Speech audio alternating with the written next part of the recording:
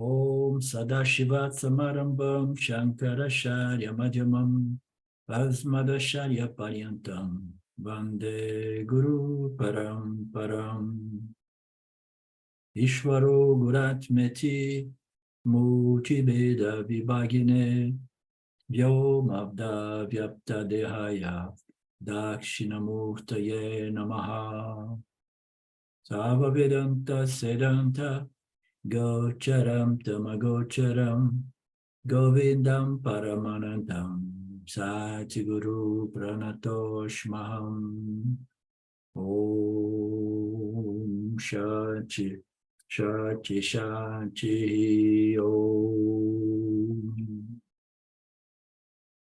Namaste. Welcome back to Tripura. We have seen in the last class the conclusion of the 17th chapter, in which the king Janaka gave Ashtavakra all the instructions, and then told him, go do some nididhyasana, and if you need further help, come back to me, but I think you are good. And put these teachings, this knowledge into practice, yeah? Meaning to say, apply it, remember it from moment to moment until it transforms your experience of life.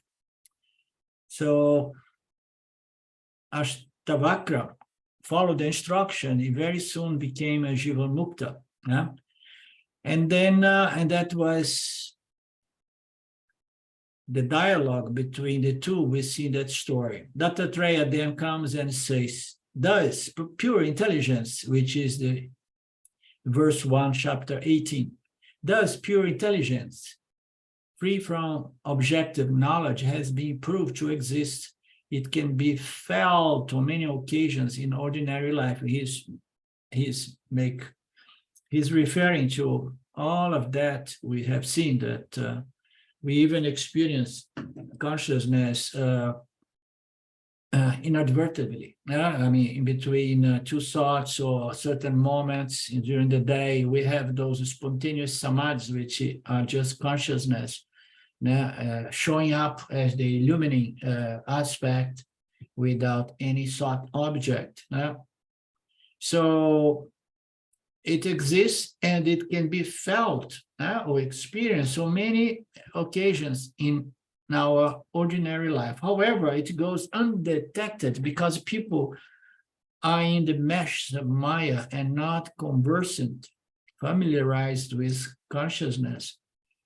So what you need is alertness, because your attention, your awareness, your knowledge about this needs to reveal it, following the light, following these expositions of the Upanishads. You need to be familiarized, conversant with this consciousness, because it's your very soul, your very source of life, your very nature. Why say so much about consciousness? The long and short of it is this. And then he said, now I'm going to tell what needs to be said about consciousness. Objective knowledge is gained by the mind. All right. The mind cannot be objectified. Yes. Literally, experientially, the mind cannot be objectified because the mind is the objectifier. The intellect of the mind, howsoever we call the mind, is going to objectify the world of objects. And then we're going to get objective knowledge or phenomenal knowledge or knowledge of the objects. And we need the mind or the intellect to do that job. It follows that there must be mind even in the absence of objects. And we have several of our teachings revealing that to us. Even when there are no objects, you cannot say that the mind is not there. And we have seen these beautiful teachings in which they clearly convinced us that the mind is there but just as pure luminosity, pure mind, pure reflected consciousness, and it's not becoming any sort or any object. It's not getting that.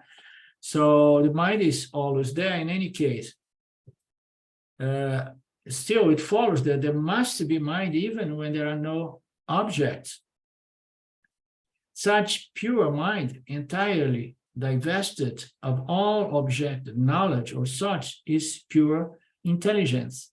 Is pure intelligence manifest as this conscious witness experiential principle entity, which is samadhi, the state of samadhi, nature of samadhi, is pure intelligence. Awareness is the nature of this pure experiential awareness, experiencing its own light of consciousness. So awareness is its nature, therefore it is always realized, because awareness is the nature of the mind. So it's just that we are not conversant or familiarized with this fact.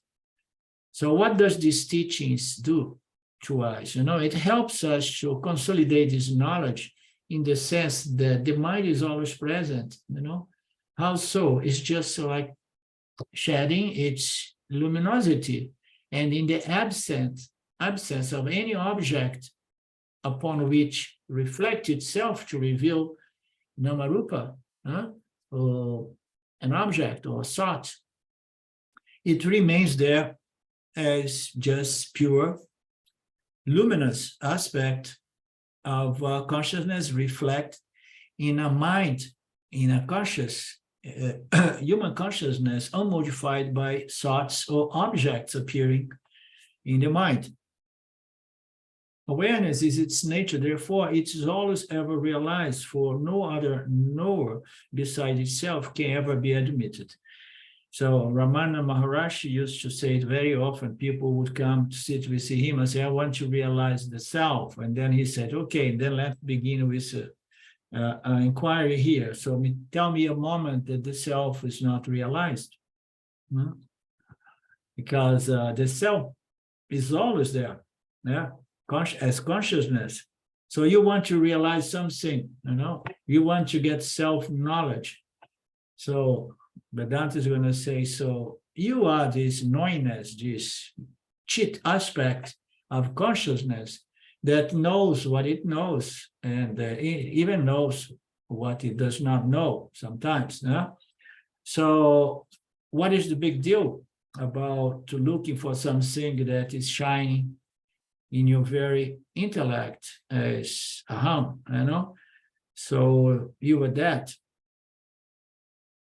Always realized, even through the other two states. Why? Because there is no other consciousness besides itself. So consciousness is of non-dual nature. If you admit that there is a state of mind in which we experience the very luminosity of reflect consciousness, and then we say, okay, so this is as good as it gets on the experiential level. But then comes someone and says, okay, this is good, it feels good, and so on. But there must be something else, okay? There must be another awareness that is aware of this pure mind, of this pure intellect. No, the mind is this pure awareness and can be experienced to the extent that the mind is unmodified by thoughts and objects. So there is no, otherwise we would say, oh yes, yeah, and then we would go into the notions which were presented by Nisargadatta Maharaj. So you stay there as pure consciousness, and then you wait to be transferred to the absolute, and then people say, yes, because from there, I'm witnessing, I'm conscious of a pure consciousness. And then I was pulling my hands for a decade or so to try to be transferred to the absolute. So we did not know that the mind is consciousness, And it just needs to understand it and claim its very nature as the absolute consciousness, one without a second. Otherwise, we would have one consciousness and then another consciousness and then another consciousness, because you hear so much of that. In the old days, I used to fish in the Neo Advaita and looking what people say. And then you say, yes, but there is something more that is aware of this. Oh, but this thought now, yes, but I know this thought because there is something even deeper, this aware. Okay, and that deeper, there is, I know that. But no, there is only consciousness and nothing escapes consciousness. These are only thoughts and thoughts, and thoughts can be more dense and more subtle, but it's all resolved in consciousness as consciousness, fundamentally. That's what we mean when we say nothing escapes consciousness.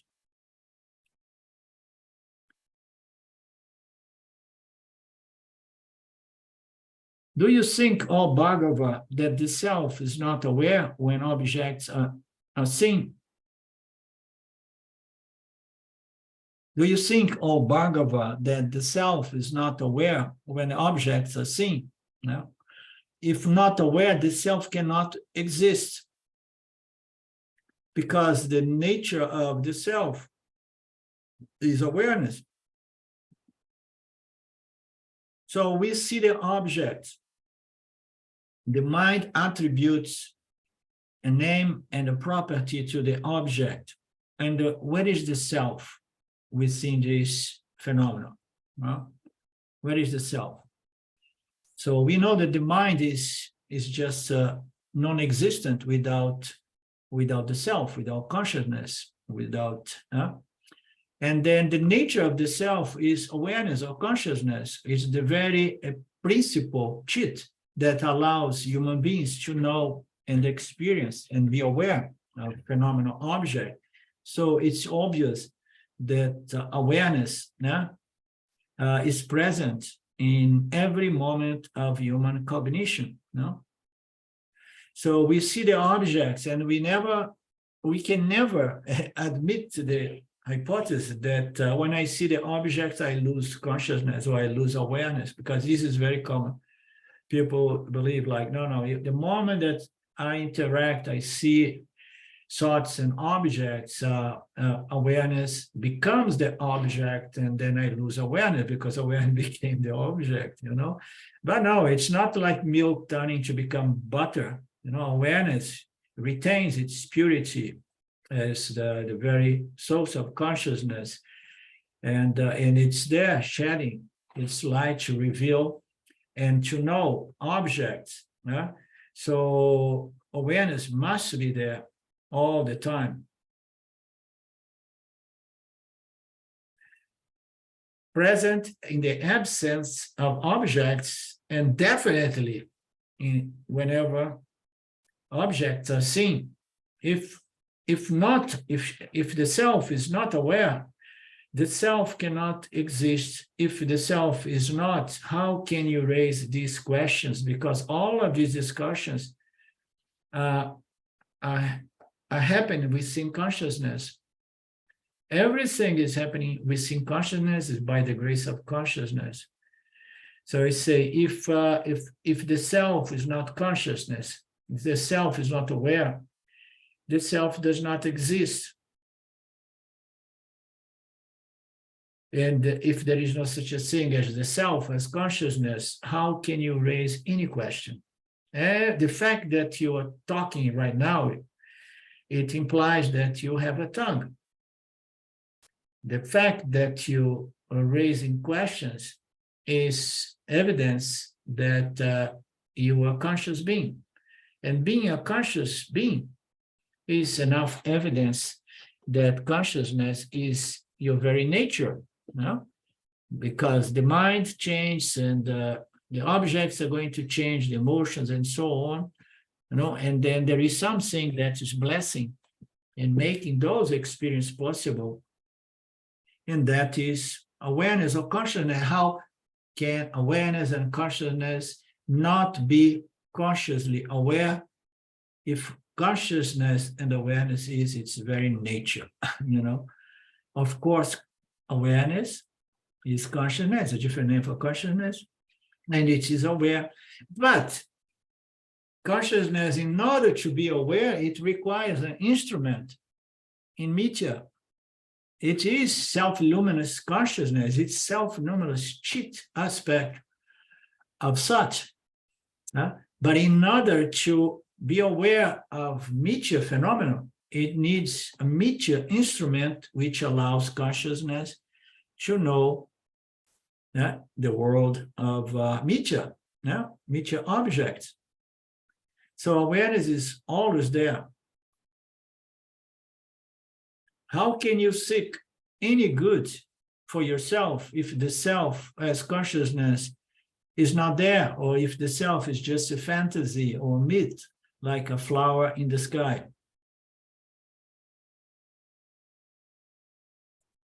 So these are all self-evident statements, nothing new to us, and just serve the purpose to reinforce our certainty of self-knowledge.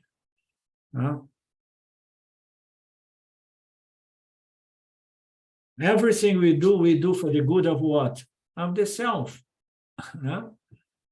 Everything we do to please the self, myself. I want to be pleased, I want to be happy. So if the self is not there, why you are trying to please yourself? In another word, the self is not there if there is no such a thing as self, not the body, physical body, but the self that is vivifying the physical body. Oh, no, it's all matter and energy. Okay. So if you are a bag of matter and energy, and you are trying to please yourself all the time, so you're never going to be pleased. Why? Because the nature of Mitya is never getting satisfaction. I can't ever get what I want. I can never get satisfaction because ignorance is going to say, okay, more, a little different, but more and more and more. So we do things to please the self. And we know when the self is pleased is when we were really happy and peaceful.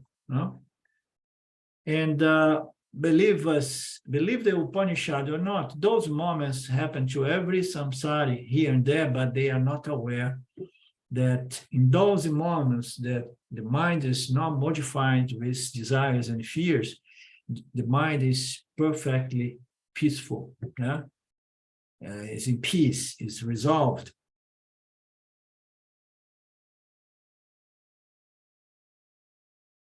Can you seek any good for the self if the self is non-existent? Everything you do is to please the self. So how can I establish the self for you? So help me out here because I don't know anymore what to say.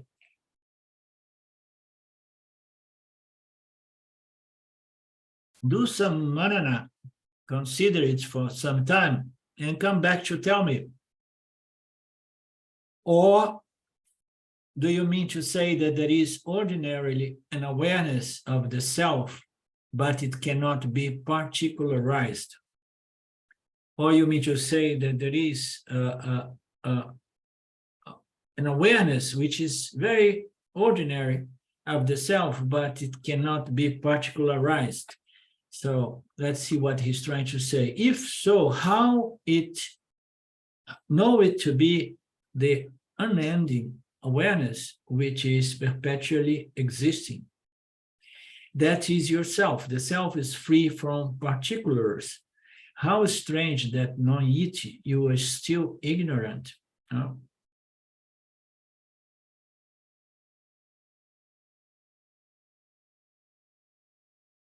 Or do you mean to say that there is ordinarily an awareness of the self, but it cannot be particularized? So I read it before, and I'm doubtful on how to interpret this sentence. Can I get any help from you guys?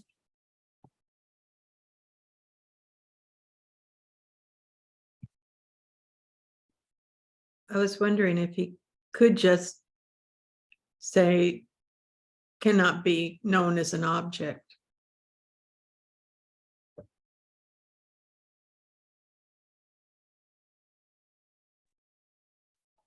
Anything? Yeah, You're going to say something? Or that it has no outstanding features that can be specified exactly. So it's the ever-present self. Yeah. Yeah, without attributes. Yeah, but help me out here. How can I establish the self for you, the nature of the self, the reality for you? And then it says, or if you don't want to help me in that sense, it means that you have certain understanding already, or you mean to say that there is ordinarily an awareness of the self, but it cannot be particularized. So or you mean to say that you understood that you are the self and the self is free of attributes. I don't know if that is what he meant to say. And then he says, if so, know it to be the unending awareness which is perpetually existing. So this self, if you say that you have an awareness of the self, I'm aware of the self, which is different from say I am the self. If there is an awareness of the self, but you don't see any particulars or qualities or attributes, and then if you are at that point of still understanding the self on a dual manner, but not yet claiming it, I am awareness. No, if so, know it to be the unending awareness, which is you, perpetually existing. That is yourself. That's what the verse is about. This two verse. That is yourself. The self is free from particulars. How strange that knowing it, you are still self-ignorant. The power of Maya. No?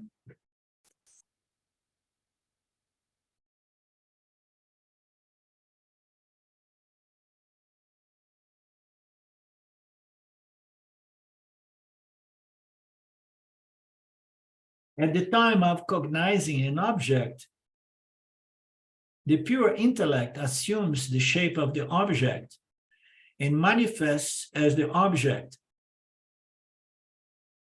Of itself, it is pure and has no form. Objective knowledge is thus a particularized section of pure intelligence. The self is ever shining, unparticularized, unblemished, ordinary existence, self-aware and self-sufficient.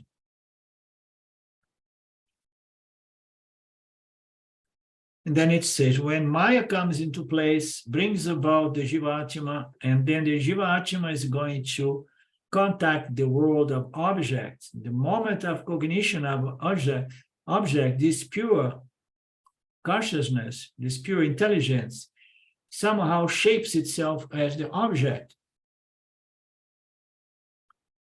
In reality, this pure intelligence is pure and has no shape or form. Objective knowledge is thus a particularized section of this pure consciousness, intelligence. So objective knowledge does a particularize, as we know. So reflective consciousness is going to experience objective knowledge, because reflective consciousness, of course, we see the Jivatma, which shines with human consciousness and then objectifies the world of object, and that we cannot help it. Consciousness, Jivatma, is shining, reflected consciousness, shining human consciousness is always going to objectify the world of objects. And this is a particular section of this pure intelligence, is pure intelligence under the spell of Maya or Ishvara, or not necessarily ignorant, but objectification takes place in duality, knower and known.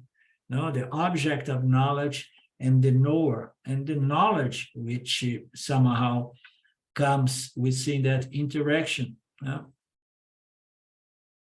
So this supreme intelligence is pure and has no shape, form, but it takes the shape, it manifests as Jivatma, reflect consciousness, and that is a particularized section of this intelligence. I have never seen this put in this manner.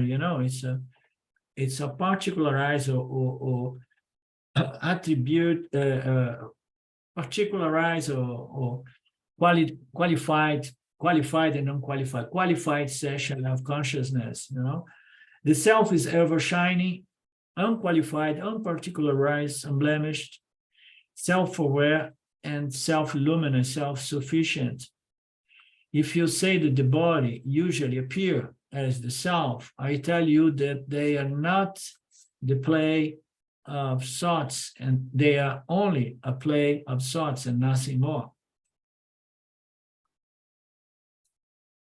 So if we say that the body is the self, or my mind is the self, and the self is what? My thought process, my emotions, my notions, my beliefs. This is the self. That's what I am. My physical body is what I am. If you say that the body and everything that comes with the body-mind complex is the self because it appears as I, so you have to examine this I, this notion, this identity as the I, because these are just the play of thoughts and nothing more. They're just thoughts. I the body, I the mind, I the feelings.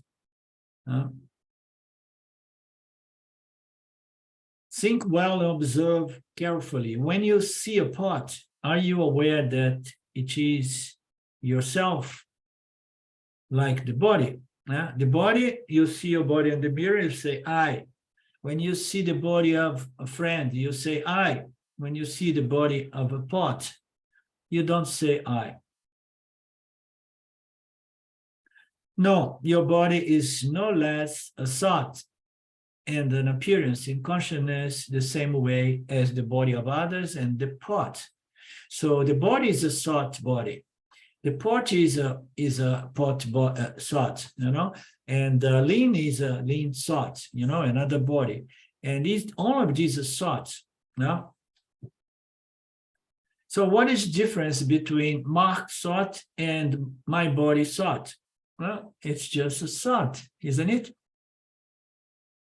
So somehow my body thought is a byproduct of this cosmic beginningless ignorance that somehow, for different laws and principles that usually I believe that the root of all of that, that's my take, my speculation, is building into the very process of development of organisms that have as a base the desire to preserve their physical existence and also procreation. It's very built into every life form. So since we have this impulse, which is subconscious for survival, preservation of our bodily existence, we make a distinction between my body and the body of Mark. So the survival of my body is my responsibility. So I see the body of Mark different. It's a different thought because it's responsibility of Mark to protect and establish the preservation of one's body. But it's in fact, it's only a thought. It's only a thought. This thought does not go with self-recognition, self-knowledge. The thought, my body is there, but we don't take the body to be the real self. It's just the inferior or apparent self.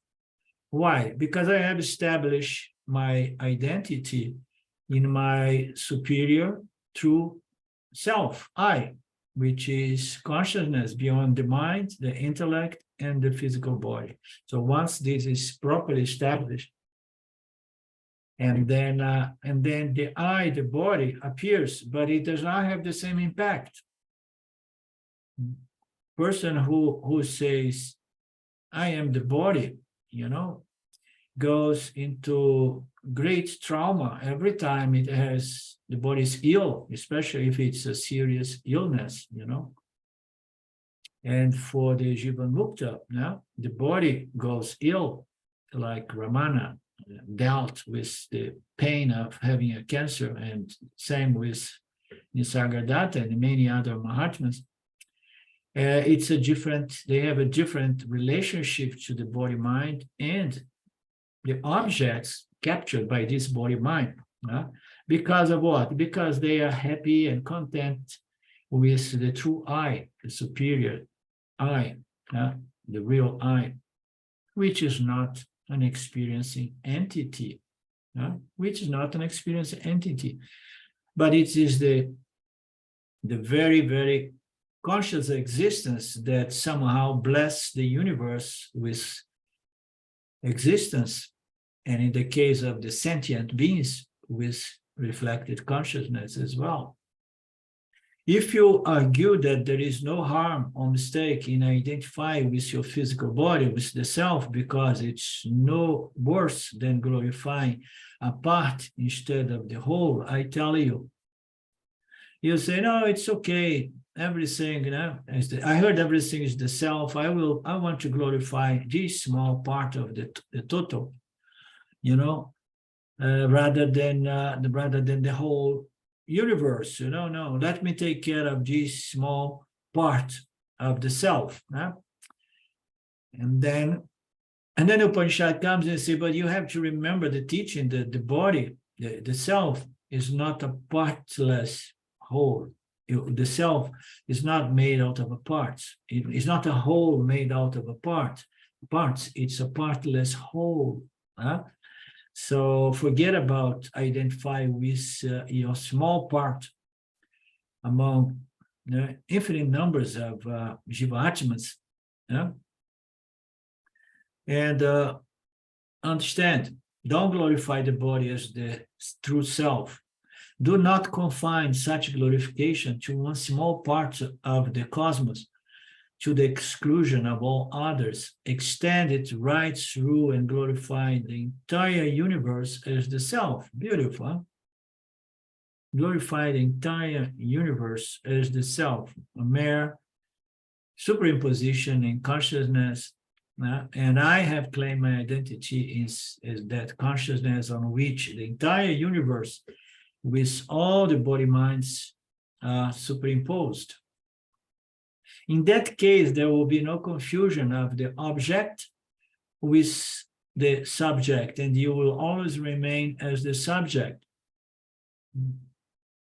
If I know that the entire universe must be glorified as Ishvara and Brahman, as the self, because they are just projection or configurations made of the greatest illusionist, Mr. Maya, which is not apart from consciousness, because everything is a phenomenon reflecting in consciousness, within consciousness, and I am the self, which means I am Brahman, which means I am consciousness, I am existence that bless all these projections, all this mirage with superior existence.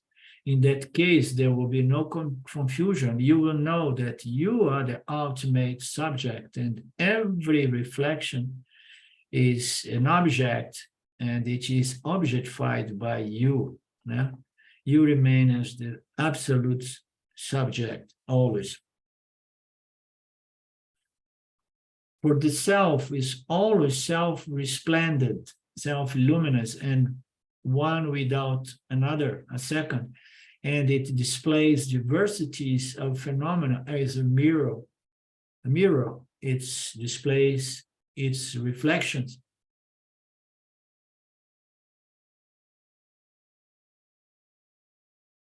There is only one self, one consciousness. There is only one reflecting, macrocosm reflecting medium, reflect the entire universe. And within the universe, there are Jiva-Atmas, and they reflect consciousness, experiencing the mind, which illumines the very environment and their mental objects as well. It's just like a reflection in me, I consciousness.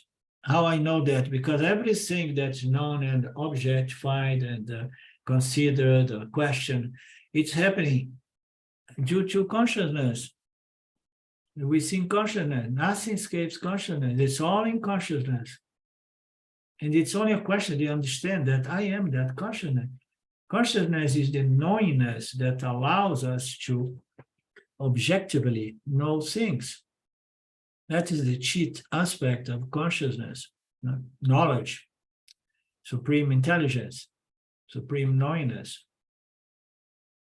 So I go all the way back to the true nature of the I, as identified with the body-mind. So I am not the mind. No, I am that consciousness in which the mind and the body appears, and then everything perceived from that body-mind also appears, and nothing is happening outside of myself. Everything is happening in me, the entire universe. Therefore, rule out creation as a mere thought or series of thoughts and realize that there is no creation. Realize the non-dual supreme intelligence as the self. Realize the non-dual consciousness as your very self. Rule out creation as a mere thought or a series of thoughts. So the body and everything in the universe is just a series of thoughts, and realize that those objects, they are happening in pure consciousness, and pure consciousness is your very self. If the body and the universe are transcended and the self realized even once, there ensures that wisdom, which will eradicate ignorance and override the cycle of births and deaths. So I like this passage because it says, if the body-mind, the body and the universe are transcended, the belief that they are the true, they are reality, and if the body is the self and the mind is the self, if you go beyond that mistaken notion, and then this self is realized even once. So it does not take more than once to realize this. No, because it's not a question that one needs to realize it over and over and over again until it becomes truthful. No, it becomes reality, it becomes a fact. It just needs to be realized once. It is a simple seeing, which is not seen through the eyes and not even through the mind. It somehow happens in the intellect, but that paroksha jnana, it only needs to be realized once. And that ensures that wisdom, which will eradicate ignorance, and the residual of ignorance may take a gradual process and override the cycle of births and deaths.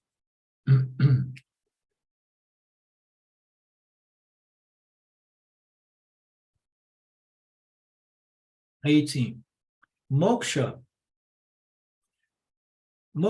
or liberation is not to be sought in heavens or on earth or on the nether regions, which I looked into the Google dictionary here, which means I think it could be translated as underworld regions, nether regions. I don't know if you agree with that. It means to say that moksha, don't believe that you're going to find moksha in one of these heavens, one of these celestial lokas, you know. Or don't believe that you're going to find moksha on anything on this universe, on earth, or even on underworld regions. There is no place above or under and here. So this loka, and then the 7 above and the 6 below. Don't ever believe that you're going to find liberation somewhere. Moksha is synonymous with self-realization, and yourself has always been realized. You just need to acknowledge it. So where are you going to find self-knowledge? Where are you going to find freedom? Within myself. Never in one of these lokas. Never. It's within myself. This is important because a lot of people still are seduced by the idea that in other realms, subtle realms, this self-realization, it can be found there, you know. I know it's always found within the self, within consciousness, within myself. It's synonymous with self-realization. Moksha is not anything to be got afresh. It's nothing new. Moksha is to realize I am the self, I am conscious existence.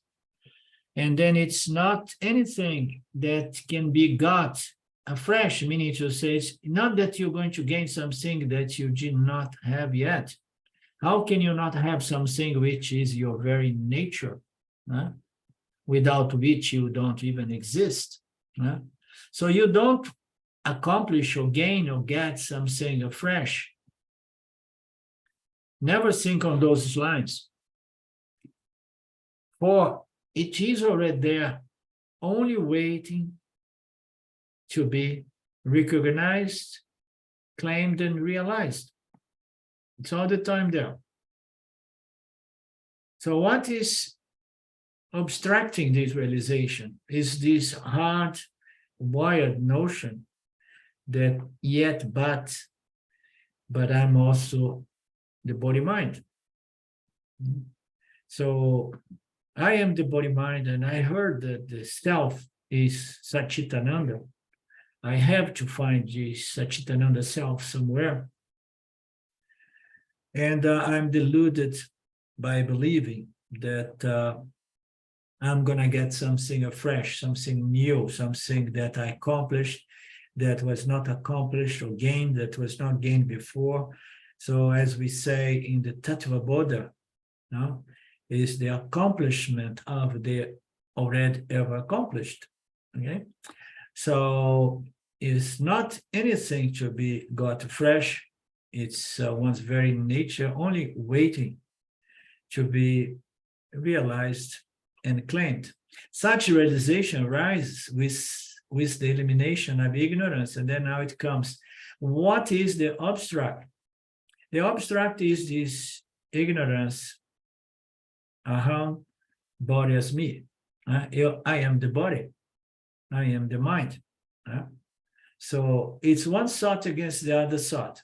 It is the thought, aham, body as me, and the other thought, aham, Brahma as me. So how are you going to eliminate the aham, body as me?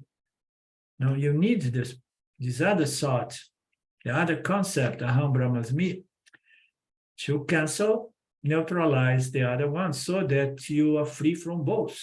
You are free from one notion, aham Brahmas me and aham body is me. You just remain as the self, as existence itself, as consciousness itself.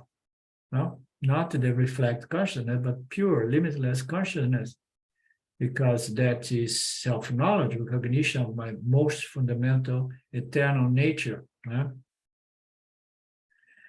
What prevents us from claiming it and take it, like doubtlessly?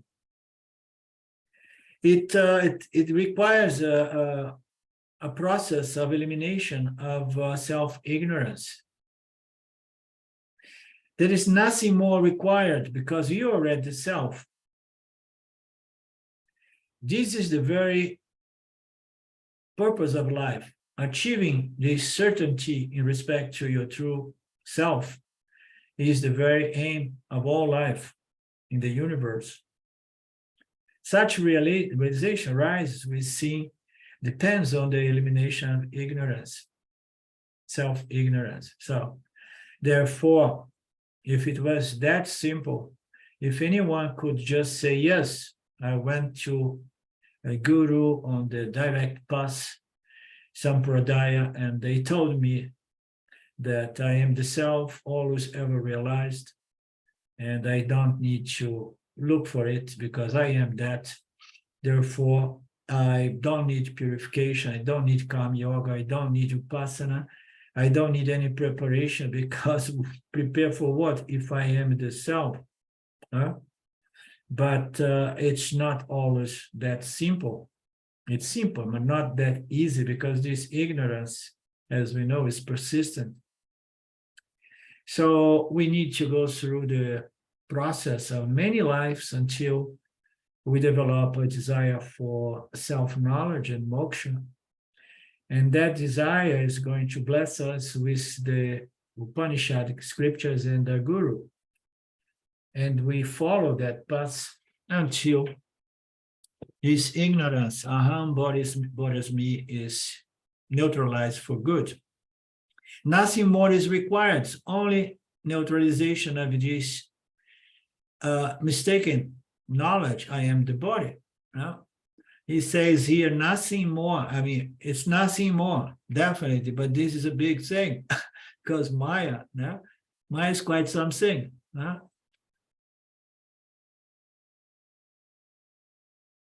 But not for us, because we are Vedantins, yeah?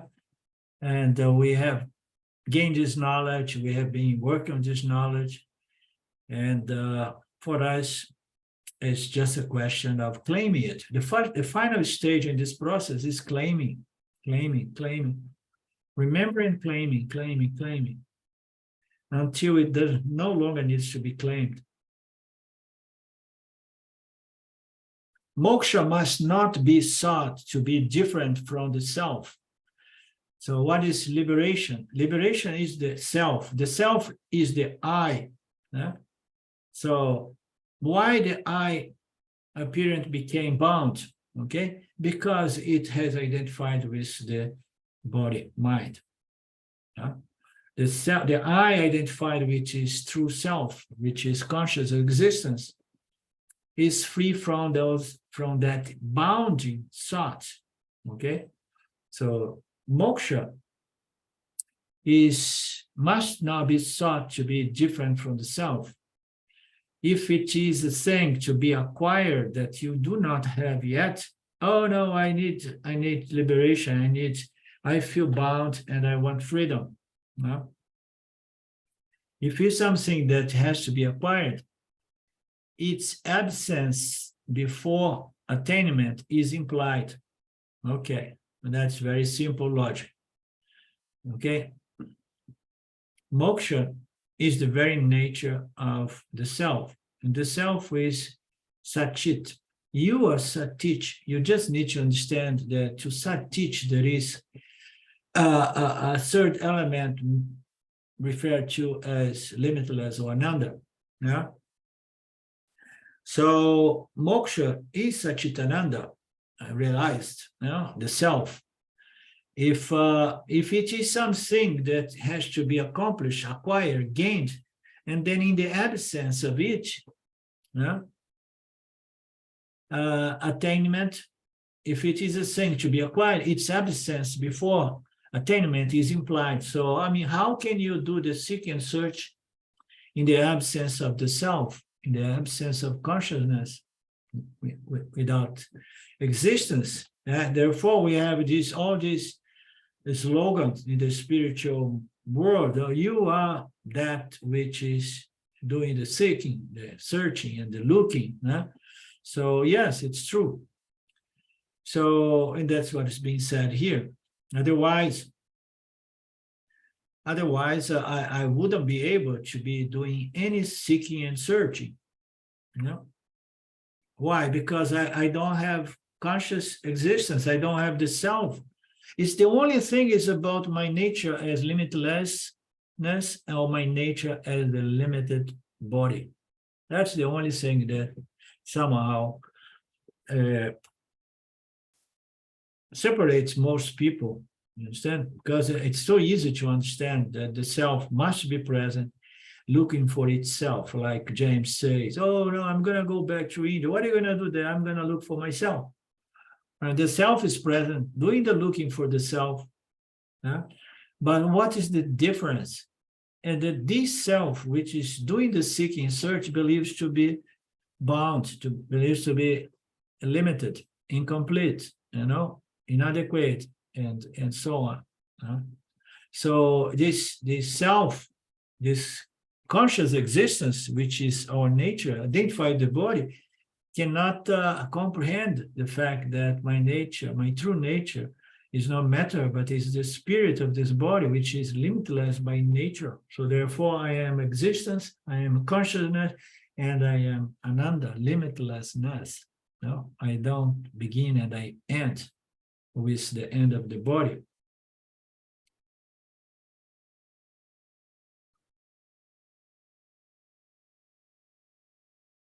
If it can be absent even once, why should not its absence come back again? Recur means return, is that? If the moksha is something to be gained or acquired or accomplished, and then its absence before attainment is implied, okay, and then I don't have. And if it can be absent even for a moment, why should not its absence come back again? So if you put the self consciousness in the realm of the impermanent world, meteor, things come and go, change, and so on. And then you say, okay, and then you better go and start seeking and search for the self, because the self is integral part of the changing, appearing, disappearing meteor world. But if you believe that it was not there before, but it can be gained or accomplished, and then why you believe that once you gain it, it's going to go beyond the impermanence of the world? It can disappear again because, it's not here right now. You may gain it and then it disappear again, like anything else in life. Then moksha would be found to be impermanent. The self is something impermanent. Oh, I got it. I remember so much those statements. Oh, yes, I got it. I got the self. And then in the next moment, the disciple goes to the guru and say, oh, Papaji, I lost it again. The self has gone. It just left me. He said, I got it. I was with it. I was sure I was it, but then it left me. So if you do not understand the true nature of the self as the nature of the one under the spell of this ignorance that I have to find the self, and I do all the seeking and searching, and then the moment that I find it, I have to consider that it may go like people were under that impression there a lot in like now with Papaji. Then moksha would be found to be impermanent, and so moksha is not worthwhile striving for. So what it says to all this world of experiential spirituality that attributes the self or reality to states which are impermanent, it just means that you are misled to believe that the self is impermanent. That if you attribute reality to the self as a state, and the nature of every state is impermanence, so you are attributing impermanence to the self. And it's so common. It's easy for us to criticize it, but it's so easy to fall for it. I was shortly before self-recognition associated with another guru there in California. We used to have good discussions about that, because even before Vedanta, I knew that the self was that always ever present. And this guru was under the impression that he needs to go into deep samadhi to connect with the self. And then he would come out of samadhi and he would feel like, okay, so it's now with me right now. So, and then myself is impermanent. So it requires effort to develop a certain state. And then I feel that I'm hooked with the self. But then it leaves again when I suspend my effort to go into samadhi. And you know what was the argument of this guru against my arguments? Is like, no, it is like that. You know, you have to go deeper and deeper, connecting. And then one day the self is going to remain with you all the time as this transcendental state. Okay, those states he wants to have it at all times. As he hook up, he goes back, the connecting, and then one day you come and you are all the time in this state. You know, I mean, it's so easy to fall for those fantasies, and without realizing that any state is of impermanent nature, come and go, and the self, by definition, is that which is never not present, is the reality. The definition, the metaphysical definition of reality is that which is always present. Yeah? In reality, all the phenomena, all the objects of nature have impermanent nature, appear and disappear. So if you believe that, if you are really searching, thinking for the self, and then you imply that right now you don't have the self, which is absurd. And even if you find the self, you're going to be afraid that it goes again, like this guru from California. And you're going to define the self as another object of experience. The nature of every object of experience is impermanence. And you know, again, if it can be acquired, acquisition implies the not self. Anything we acquire in the process of the human journey, you know, as I'm acquiring this experience, and I'm acquiring this sensation, this knowledge, this understanding, these vasanas.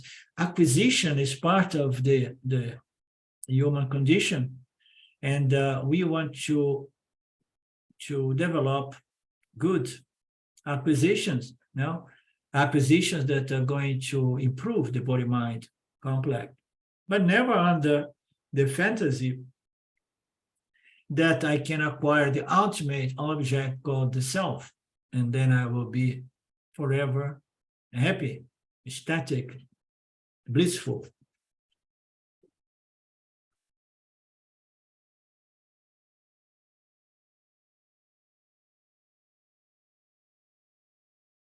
What is the not self is only a myth.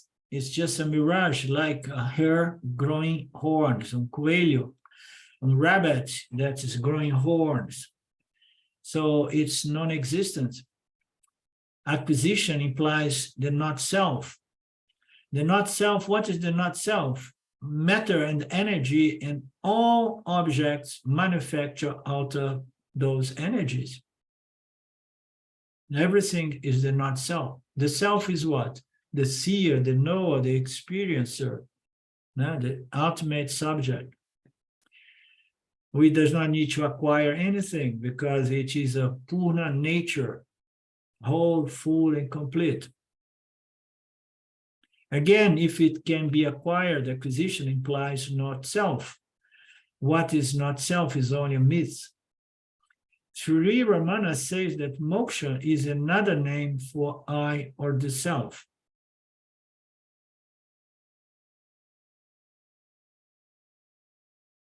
The self is, on the other hand, all round perfection. So where else can moksha be located?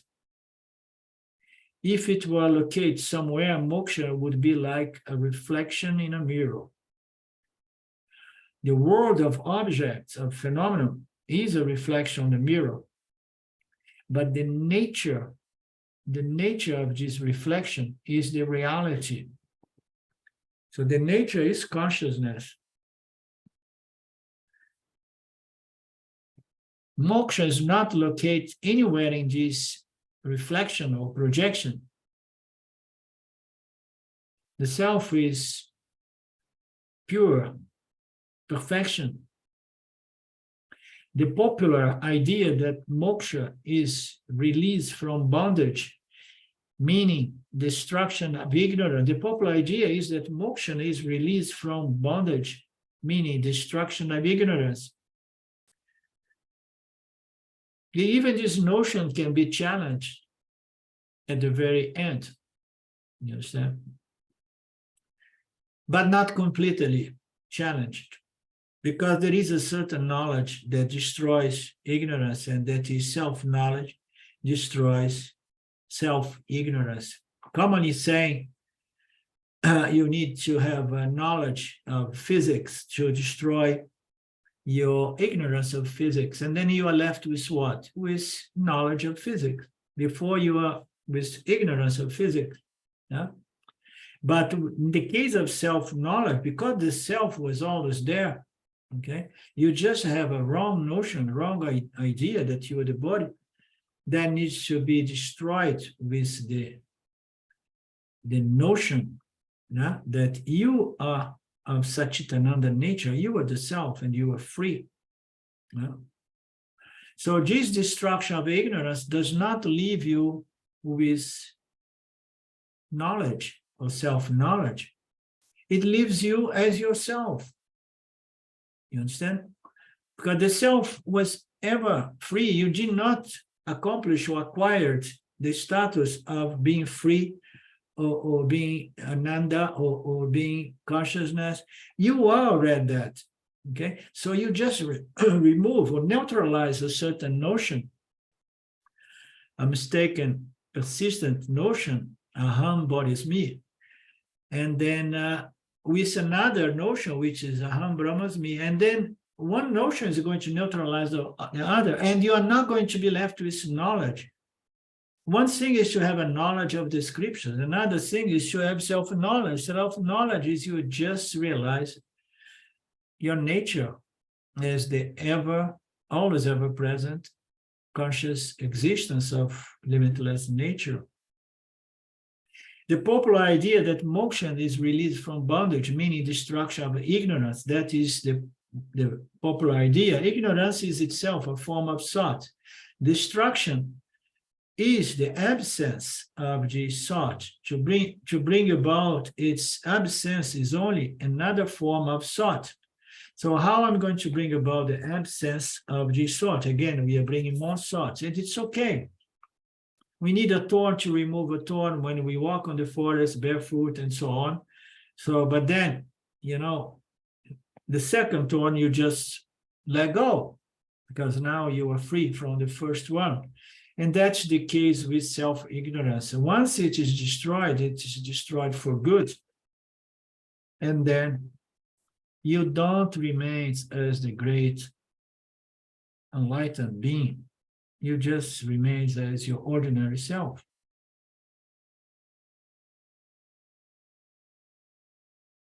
To remove and to destroy the absence of knowledge, is another thought. So then on investigation, the whole statement gets involved and becomes meaningless. Yeah, appearance, it's meaningless. If I'm already free, unbound, and limitless as conscious existence, why do I need to do all of that? For a thought cannot be destroyed and there still be a thought. So the whole process becomes meaningless. For a thought cannot be destroyed and still be a thought. So if you destroy a thought, so you should become thoughtless, but now you have another thought. No? I am free. No? So I'm bound, I am free. I am the body, I am consciousness. So now you are dealing with two thoughts. So as long as we are holding on to another thought, we are still not fully realized. If you destroy self-ignorance, you should go beyond the thought that I am enlightened or I am free. Dream is said to be real as well as unreal in experience and in substance, respectively. So a dream is said to be real and unreal. Okay, we are over our time. I'm expecting a guest to come here this afternoon. I have to finish up with the guest house. The guest house, no, my how do you say? My chalet, my guest room, which is outside here. I prepared this guest room because Mark is coming one day to visit me. And sooner or later, this life or in our dreams. Hopefully this life, Arlinda. Okay, feel free, be my guest. So we meet again this coming Friday, if it's okay with you guys. Is that all right? Okay. Because I have to go to Brasilia. And from there, it's a little bit tricky to do it when I'm running so many errands. Okie dokie. I'm gonna send the note.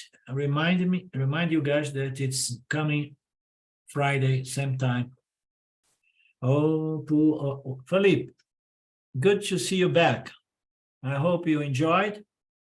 I hope you benefit. And I hope to see you again. Om Purnamada Purnamidam Purnamudachyate Purna Purnamadaya Purnameva Vashishyate Om Shanti Shanti Shanti. Namaste.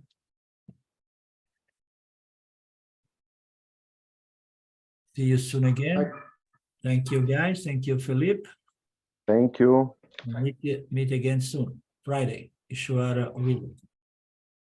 Thank you, Arlinda. Thank you. Bye. Thank you.